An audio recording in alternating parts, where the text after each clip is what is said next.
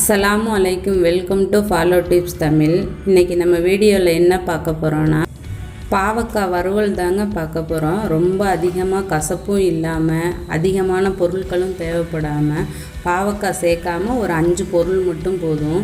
இது மாதிரி பாவக்காய் செஞ்சு கொடுத்தீங்கன்னா வேணான்னு சொல்கிற குழந்தைங்க கூட சாப்பிடுவாங்க. வாங்க இப்போ அந்த பாவக்காய் வறுவல் எப்படி செய்கிறதுன்னு பார்க்கலாம். ஸ்டவ் ஆன் பண்ணி கடாய் அடுப்பில் வச்சிடலாம். லைட்டாக சூடாகட்டும்.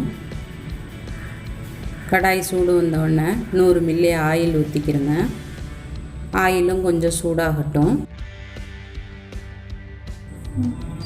எண்ணெய் சூடானதும் பொடியாக நறுக்குன ஒரு 6 பச்சை மிளகாய் அதை போட்டு நல்லா மிக்ஸ் பண்ணி விட்டுக்கிறோங்க. பொன்னிறம் ஆகிற வரை வதங்கட்டும்.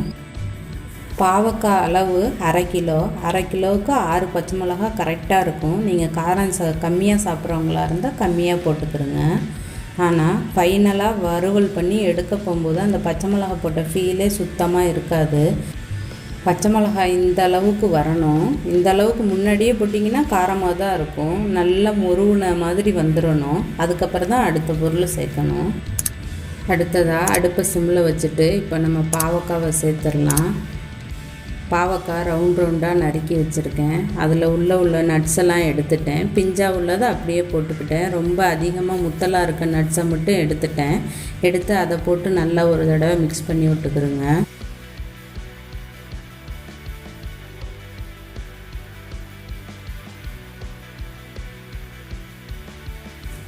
ஒரு நிமிஷம் வதக்குனதுக்கப்புறம் மற்ற பொருளெல்லாம் சேர்த்துக்கலாம். அப்படி வதக்கும் போது என்ன ஆகும்னு பார்த்திங்கன்னா அந்த பாவக்காயில் உள்ள சாரெல்லாம் கொஞ்சம் வெளியில் வரும்.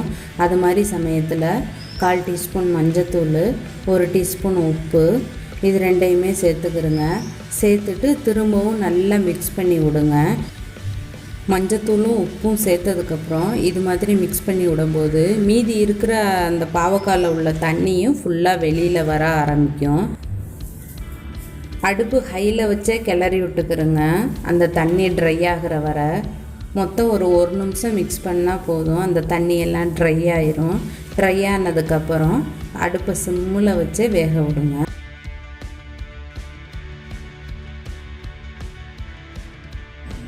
இடையில இது மாதிரி மிக்ஸ் பண்ணி விட்டுக்கிறோங்க.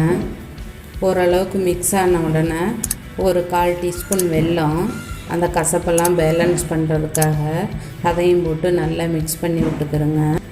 கிட்டத்தட்ட இந்த பாவக்காய் வறுவல் செய்கிறதுக்கு கரெக்டாக 20 நிமிஷம் ஆச்சு. நம்ம 100 மில்லி எண்ணெய் ஊற்றிருக்கோம். எண்ணெய் நீங்கள் கம்மியாக சேர்த்துக்கிட்டிங்கன்னா இன்னும் கொஞ்சம் லேட்டாகும், கொஞ்சம் கசப்பும் இருக்கும். கரெக்டான அளவு இந்த அளவு சேர்த்துக்கிட்டோம் அப்படின்னா கசப்புலாம் இருக்காது. நீங்கள் இந்த வீடியோவை பார்க்கணுங்கிறக்காக சொல்லலைங்க. என் வீட்டில் நிஜமாலுமே இந்த பாவக்காய் செஞ்சால் என் பிள்ளைங்கள்லாம் உடனே டக்குன்னு காலி பண்ணிடுங்க. சுகர் உள்ளவங்களுக்குன்னா கொஞ்சம் எண்ணெயை கம்மி பண்ணிக்கிறங்க. கொஞ்சம் கசப்பாக இருந்தாலே பரவாயில்ல. கசப்பாக சாப்பிட்டா நல்லது தானே சுகருக்கு. அதனால் கொஞ்சம் எண்ணெய் கம்மியாகவே சேர்த்துக்கிறோங்க. இந்த அளவுக்கு ட்ரை ஆனதுக்கப்புறம் கடைசியாக தேங்காய் சேர்த்துடலாம். தேங்காய் சேர்த்து நல்லா மிக்ஸ் பண்ணி விட்டுக்கிறோங்க. உங்களுக்கு தேவைக்கேற்ப தேங்காய் சேர்த்துக்கிறோங்க.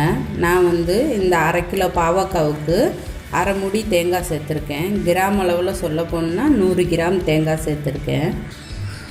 தேங்காவை சேர்த்ததுக்கப்புறம் ஒரு 2 செகண்ட் அப்படியே அடுப்பு சிம்லேயே வச்சு விட்டு இறக்கிக்கிறோங்க.